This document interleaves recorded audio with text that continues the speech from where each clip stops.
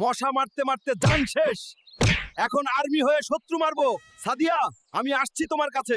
চাকরি পেলেই আমাদের বিয়ে হবে। আরে গাধা, দড়ি বেয়ে উঠতে হবে। স্যার শর্টকাট মারলাম আর কি। তোর শক্তিতে তো পুরো ব্যাটালিয়ন চলে। তার মানে কি আমি চাকরিটা পেলাম?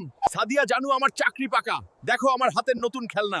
মজনু কিন্তু বাড়িতে বিয়ের প্রস্তাব পাঠিয়েছে। কালই আসছি, মজনুর খবর আছে। হাল্ক ভাই, এগুলো তো পটকা। পালাবে আমার শত্রু, আমি আসছি। তোদের মারবো না, শুধু নাচ দেখাবো।